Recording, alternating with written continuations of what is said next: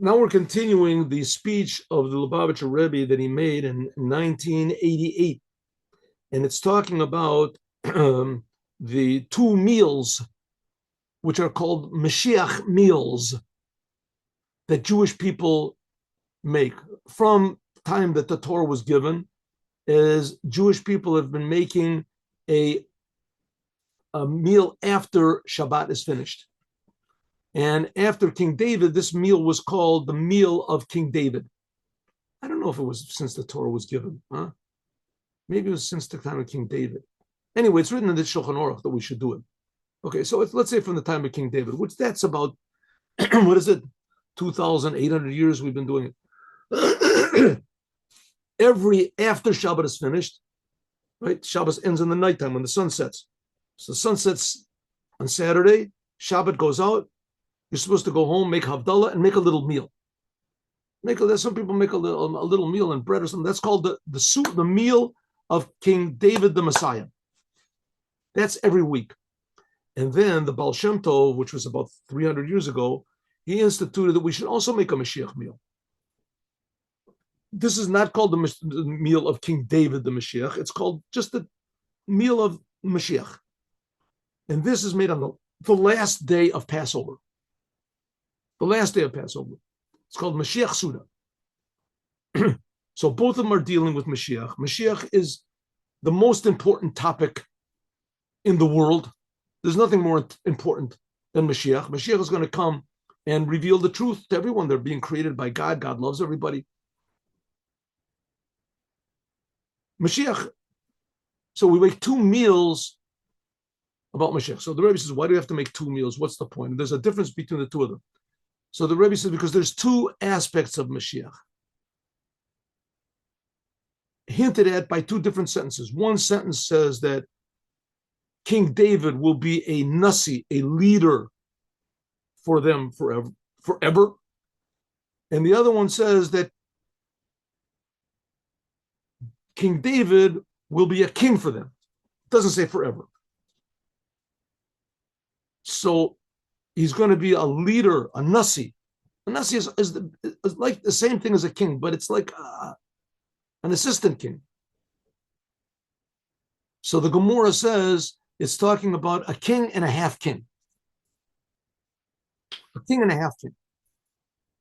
The half king is going to be forever. That's the nasi. And the king is going to be just temporary for a short amount of time. But interestingly, the Talmud, this is in the Talmud in Sanhedrin, it doesn't, when he's talking about Mashiach, it doesn't call him a king, which is the usual language. It calls him a Kesar. The Kesar. So the Rebbe says, what's going on over here? What does it mean, the Kesar? It says there's going to be another King David. And really it's going to be the same person. King David and the Mashiach are basically the same person, but it's a king and a half king, a Kesar, the Palge Kesar, half Kesar. Okay. Okay, so the Rebbe says, first of all, what does it mean, a king and a half king? Why doesn't he use the normal term, king? Why all of a sudden Kesar? Not only that, the Rebbe points out that the word Kesar is a Roman word. And it's also talking about a king that was born by means of Cesarian section. That's why it's called Cesarian section, because I guess this king was the first one. He was a king of Rome that his mother was having trouble giving birth. I got to get something to drink. One second. What's that? Short pause.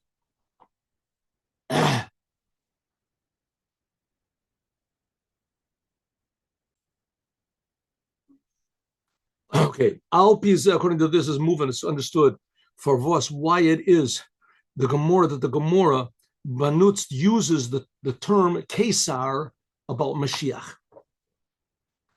The Gemara Vil Nutzen, he wants to use a mashal, an example of a Torah in a term, versus matim, which fits mitim tochen nimshal with the outcome.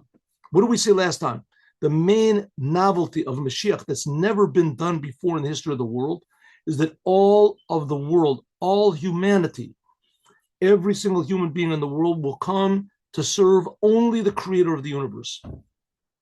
All of every human being in the world, they'll drop all of their selfishness.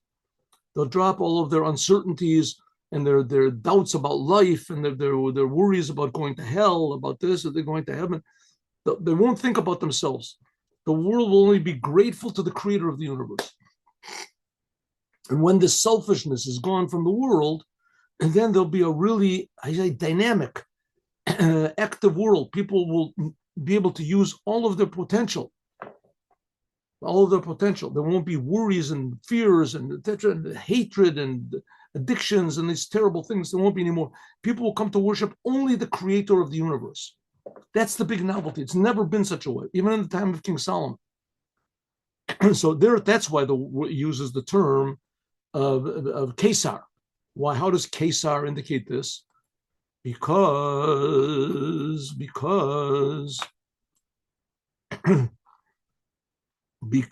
the Gemara, it wants to use the term Vibal, because as the Ikar Chidush, the big novelty of Mashiach, Vetzain will be Nitnor the Gilui, not just the revelation of holiness, that the Jewish people will all come to do the Torah and the commandments. That's just when you say an addition a little bit in quality of, but there won't be anything new.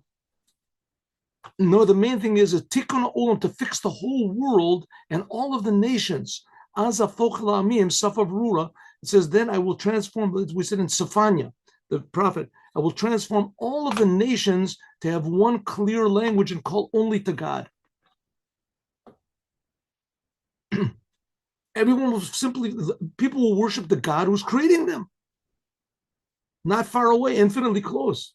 You don't have to go to the, maybe you'll have to go to learn how to serve God, but it's the God who's creating you. That God gave the Torah to the Jews, right? 3 million witnesses, eyewitnesses. Therefore, is in the Gemara, by the way, the non-Jews don't do all the commandments. The non-Jews only have to do 7 commandments. It says 7 commandments. Really, there's a little bit more, but it's called 7 commandments.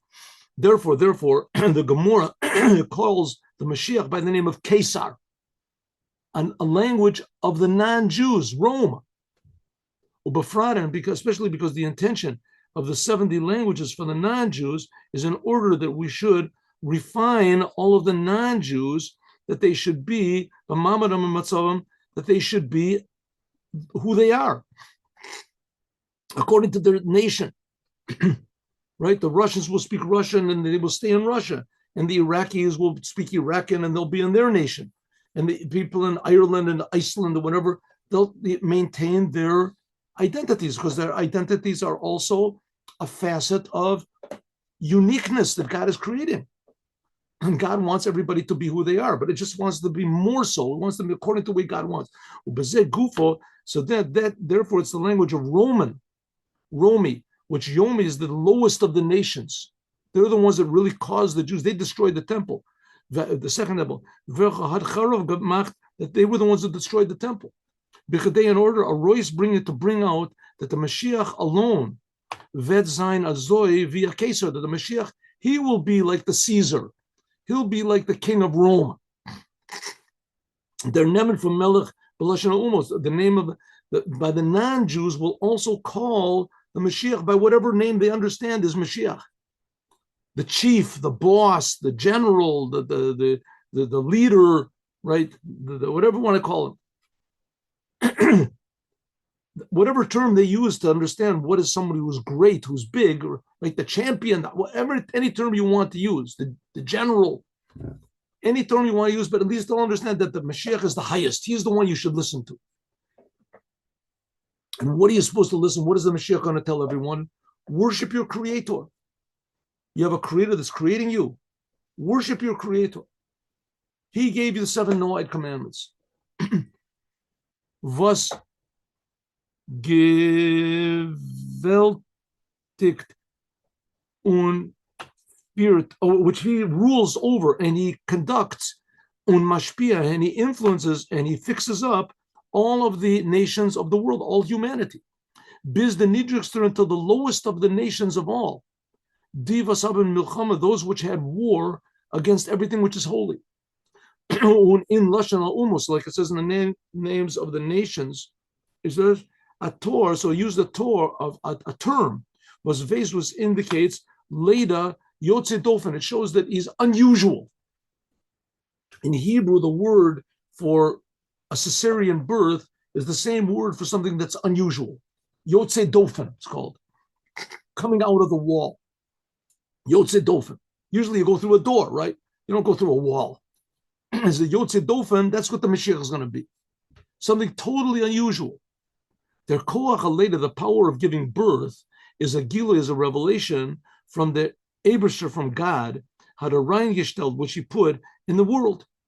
The natural oif fearing from Welt, the natural conduct of the world out by people, was das wird nistalshel, which this comes from spiritual birth, is leda midos, giving birth to emotions from intellect, which intellect is called in language of Kabbalah is called father and mother. Chachma is father, Ima is Bina. Giving birth means a new thing. And this ability to give birth to a new thing is in every single creation. It's really quite astounding if you think about it, right? You have a mouse or something like that to give birth to another mouse, right? It's just, it's amazing. It makes no sense, right? There's just a sexual union. There's a seed, whatever, and a sperm, and suddenly comes out a mouse, a living mouse, a creation. It's amazing. And it was the same thing with trees, with everything. It's just amazing. A little seed comes out of a tree. The power of birth is an amazing miracle which is put into the world. And the way that the Mashiach is going to be given birth to, is going to be one which is sort of unnatural. What does it mean, unnatural? Leda al piteva is durich rechem ima. The way that usually a person is born, animals are through the womb of the mother, comes out naturally through the place of birth. B'shas is misht zich aber arayin a davar bilti ritzui. But when there's something that's not proper, vos is makev, which prevents the birth, ali de rechem ima, which prevents the birth coming down through the what is it called? Eustachian tube? Is that what it's called? The birth channel. Business is stelt until it prevents, and there's even a danger to the mother, to the child, or to the mother, God forbid, is darfman ankumen to a Kesar. Therefore, you have to come to a Kesar. And you have to come to a Cesarian birth. Chaticha v'karita, namely cutting and cutting open and slitting open. Und der Vlad, and the child will get born, he would be born in an unusual way. Yotze Dofen. Yotze Dofen. That's what the word Kesar implies. Shalom al Piseder Atav is born not in a normal way. Bizas by Yidden, by Jews, is their din, the law is, as a Yotze Dofen, a child which is born by Cesarian section, is not called a firstborn. Well, there is nit kind pater recha, because he's not a firstborn child, technically. The yeder inyan, the gashmias, because he didn't come from the rechem, he didn't come. The gashmias, olam in the physical world, is vert das nishtalshel from ruchtias. Everything that's in the physical world comes from spiritual.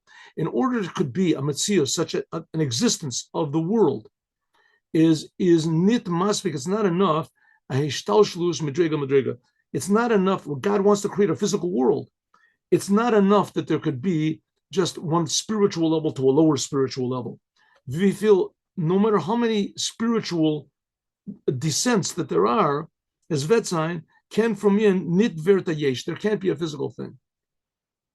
It's almost like you say planning, right? No matter how much a person plans, no matter how good his plans are, exact your plans are, and you're planning and you're thinking, you're trying and you're drawing and you're making plans, but still you want to plan, you want to make a rocket ship. You want to make a house, right? You want to build steps, a porch, and you make plans and plans and plans and plans, but there's no porch. I don't understand why. I called the biggest experts. I took classes in architecture and in building and everything. I brought the greatest people, and there's no porch. I don't understand it. Says I made all the plans. Look at pages of plans. I got all the portfolios full of plans and more plans, exact plans from the greatest planners in the world. The upper worlds are like a plan for this world. No matter how many upper worlds there are, it's not going to make a physical world. Nor is yesh, but in order to actually create this physical world, this low physical world, is davka b'derech hefsak. There has to be some sort of a new thing. In other words, the whole world is like a Cesarian birth. It's yotze dofen. The whole world is totally unlike God.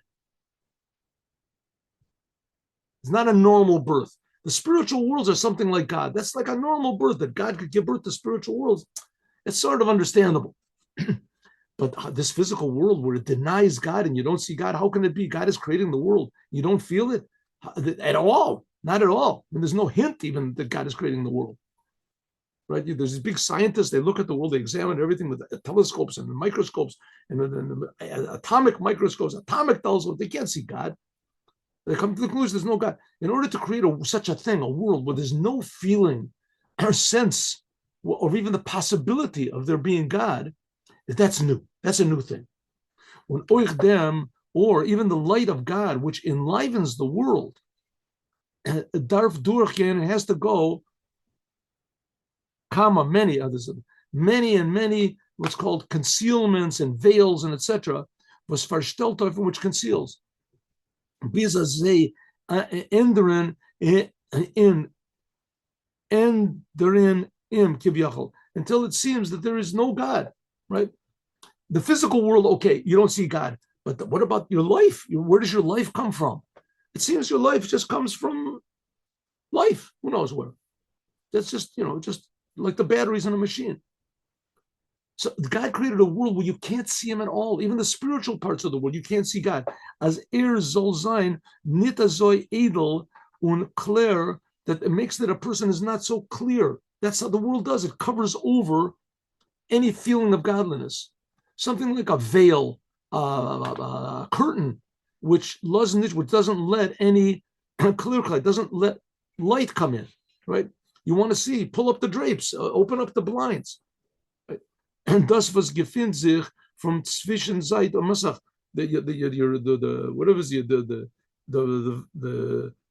Your window is closed by the blinds, whatever it is. You can't see what's on the other side. And that's what the world is. The world conceals that there's anything other than the world. As steht in a matzah from yotze dofen. So the whole world, therefore, is unusual. It's like Cesarian birth. It's not like the whole upper spiritual worlds that exist. The spiritual worlds that exist is a whole wonderful, amazing, right, infinite number of worlds with spiritual levels. It says after a person dies, he goes to heaven, and then that's the lowest level of heaven.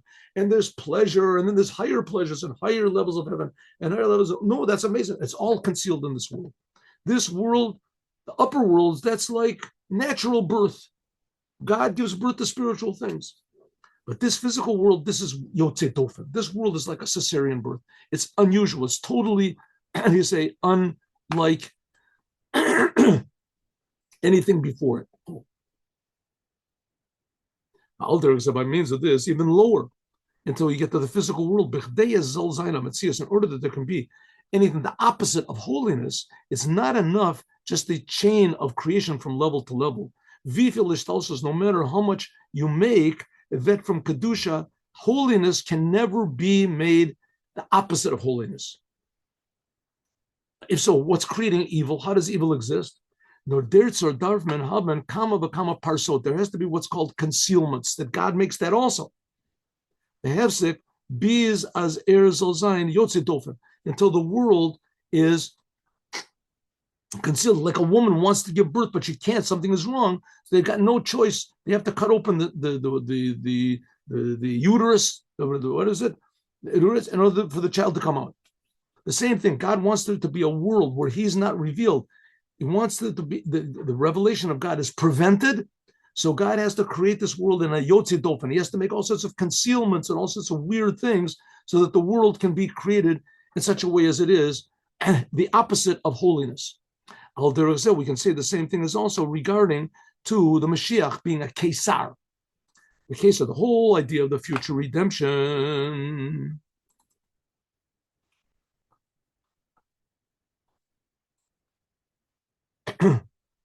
the whole idea of the future redemption is Gegleichen is similar to giving birth. Be'erich, like the exile, which the exile is like pregnancy. The child is pregnancy, the child is prevented from coming out. It's a good thing, right? When a woman has a miscarriage, it means the child comes out before the time it opens up before it's. So the whole idea of pregnancy is concealment. Pregnancy. And in order that it should come out, so a normal child, that's like God being pregnant with the world. A normal child is like the spiritual worlds. In order for them to come out the physical world, there had to be something new. In order for there to come out the Mashiach, that he's going to fix up the whole physical world. Therefore, namely the birth of the redemption, there has to be not only in a holy way, but it has to be in tikkun olam v'umos, to fix up the whole entire world and all of the nations, which their whole existence is by means of all these concealments, etc. So therefore, the birth of Mashiach faglechent im is coming of the existence of Mashiach is to a Kesar. It doesn't mean that his physical mother will give birth to him in a physical different way, right? King David was born in a normal way. He was the Mashiach. What it means is that the very existence of who he is, that there will be born. This is talking about born in a not normal way at all. Mashiach, it's something like Moses, right? Moses was born in a normal way. His mother gave birth to him, even though it says that he was born after 7 months. But nevertheless, that's also normal. Some children are born after 7 months. It says that's a normal birth. It's 7. But afterwards, all of a sudden, something weird happened. Woo, something really bizarre, right? He was put into a little box in the river, and Paro's daughter saved him. And he was brought up by Paro, the person who was killing all of the male children because he was afraid that Moses would be born. And here's Moses, not only was he born, but he was brought up by Paro. That's all totally unusual. And Moses himself didn't know how unusual he was until after a while, God appeared to him in a bush and he said, save the Jewish people. He said, I don't want to do it. They didn't want to do it. Then Moses was, all of a sudden, you realize he's a totally unusual person. The same thing as Mashiach. For Yesh Lomar, we can say that the whole power which the Mashiach has to fix up the entire world, which that's the uniqueness of Mashiach, and all of the nations of the world, which the nations of the world exist not in a normal way. In other words, there's creations of God that totally don't recognize God, is therefore, and so the power the Mashiach has to fix the world up is because Mashiach takes this from a place which is higher from the whole entire order of the creation. That's the level of Kesar, an aspect of God which is called Kesar, Yotze Dofen, totally unusual, not connected to the creation at all. Yeder Zach, like it says by Moses, also the same thing. It says that Moses, he came from the water. He was drawn from a level of holiness which was not possessed by any other human being. Yeder Zach, everything that Moses therefore had the power to change. He had the power to take the Jews out of Egypt. Mashiach is going to change the whole world. Therefore, Mashiach is going to come from a source which itself is Yotze Dofen. It's outside of nature, outside of even spiritual nature, outside of even God's nature. Yeder Zach, everything in the world, no matter what it is, from a Yotze Dofen, even people that are born, Cesarian section in this world, physical world, is muzhab and a source, have to has a source in holiness. And also in Torah, like it says, God said, I look in the Torah and I created the world. Yesh Lomar, we can say, as the Shorsh B'Kedusha, the source of holiness from Kesar, which is called the Roman king that was born by a Cesarian section, Ligriusa, a bad way, is from a level, the evil king of Rome is from a source in Leda giving birth, and this revelation, which is hecher from the ganzen inyan, which is higher from the whole entire creation. And the Teva Olam. Like it says the same thing about Paro. Remember, we learned in Chassidut that Paro was an evil guy, was the source of evil. But on the other hand, Paro in holiness comes from the word of priya. Priya means total revelation of godliness. Afilu hecher, even higher. So therefore, the source of this evil is higher from the level of the firstborn. Rosh Kolish Talshus is the highest. Therefore, it says Kenetsu Nemen Dem Inyan from Bechor. Therefore, it even surpassed this idea of the firstborn. It says a child that's born by Cesarian section, he's not considered to be a firstborn child. Firstborn child has certain rights in Judaism. According to Judaism, he gets a double portion of the inheritance of his father. If a child is born from his mother's the side of the mother, so it puts a big question, right? If he's considered to be a firstborn in this aspect, in every aspect, at all, in any aspect, maybe he's not a firstborn. Why? Because it's higher than that. It's higher. Was does his bechinas Kesar? That's the level of Kesar in holiness. So Paro, Haman, and all these forces of evil that come in the world, they come from a tremendously high source, that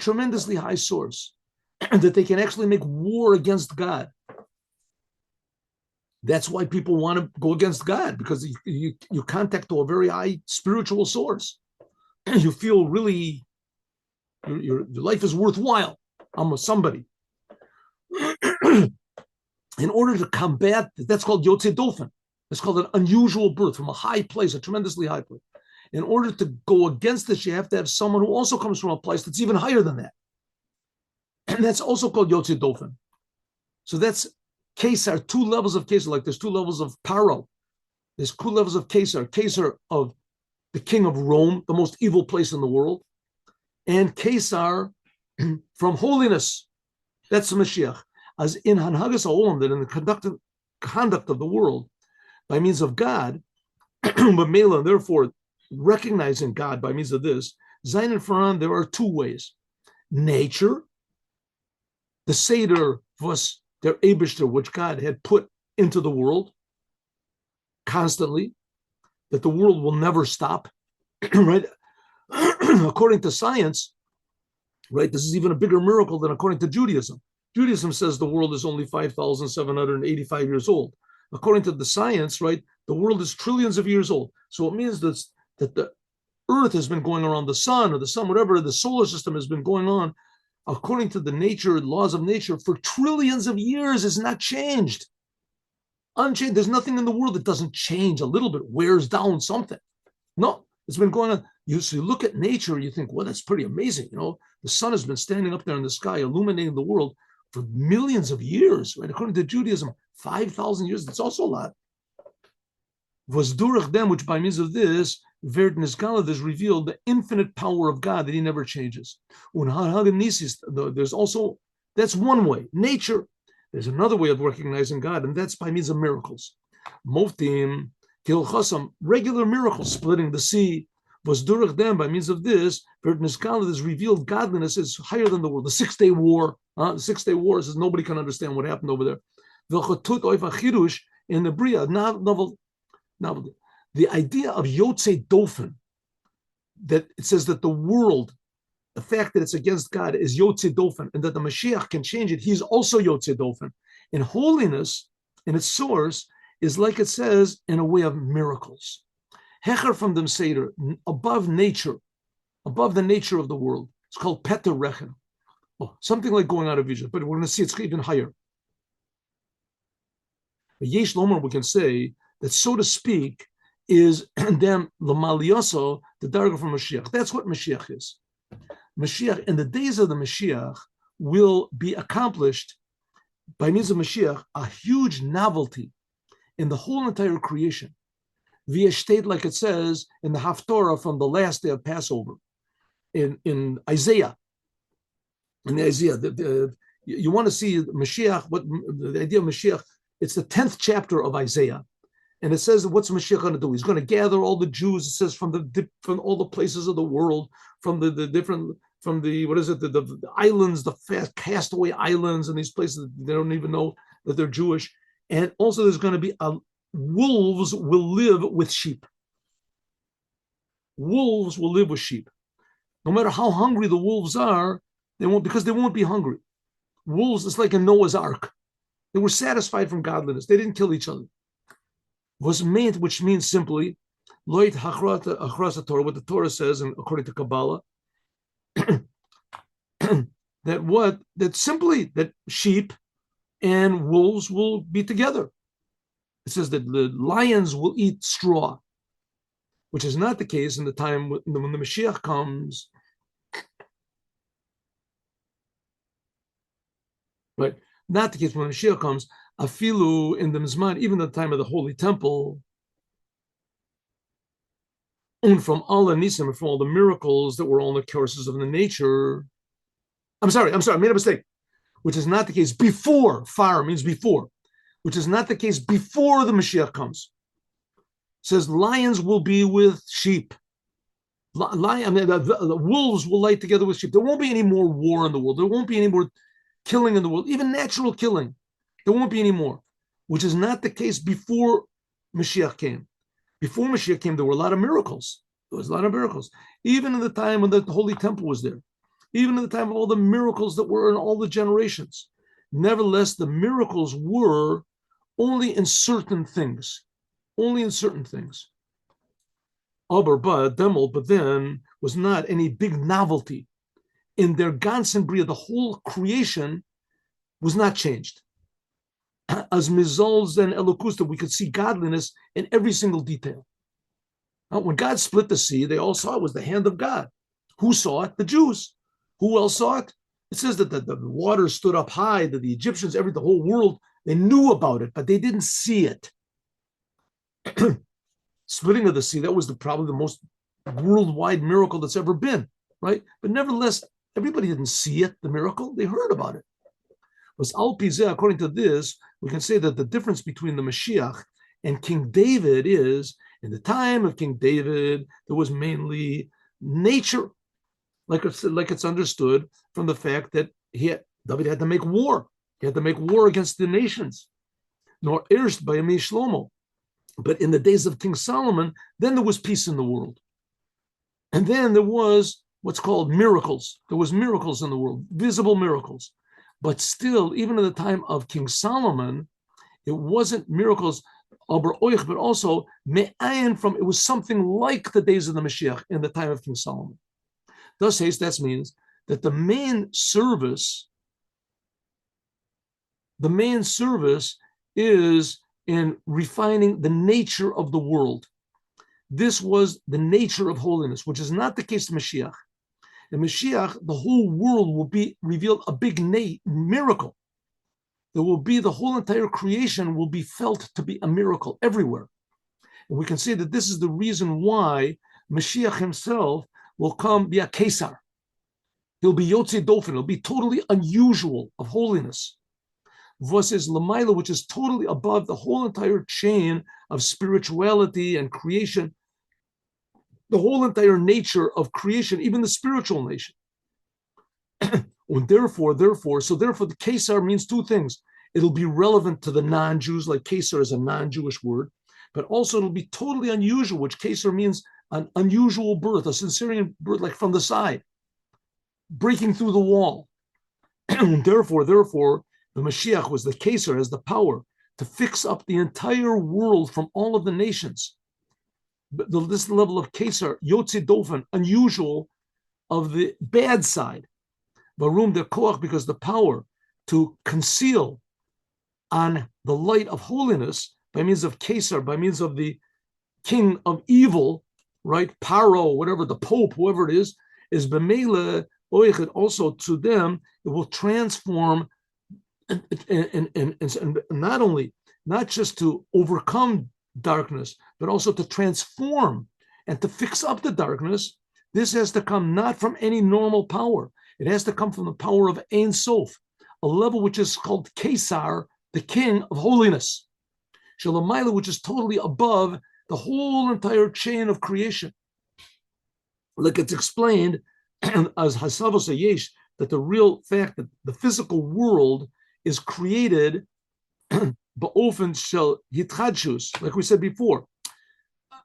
We're sort of running out of time, but I want to say According to Kabbalah, Hasidut, especially Hasidut, this world is the lowest of all. There's no godliness revealed almost at all in this world. It's almost totally concealment, selfishness, egotism, evil. The world is a terrible, deceptive place. And the world is created by means of all of these contractions and concealments and veils and hidden. That's what we've just explained. But the actual physicality of this world is created from God's essence. The physicality of this world, in order to make an actual physical world that conceals God, that comes from God's essence. That's God's essence. And God does it in order that we should reveal it. In the language of Hasidut, the tzimtzum, the purpose of tzimtzum is for Giloy, to reveal God. But it has to come from a tremendously high source, nor davka, but only from the power of Ein Sof, the essence of God, which has the power to renew, just like it made this world a new place that could be opposite of God. So it has the power also to transform this world.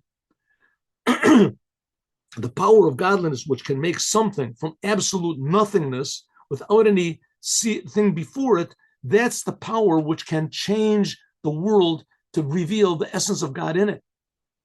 That's the named miracle of Mashiach, the novelty of Mashiach, as we'll continue, God willing, tomorrow.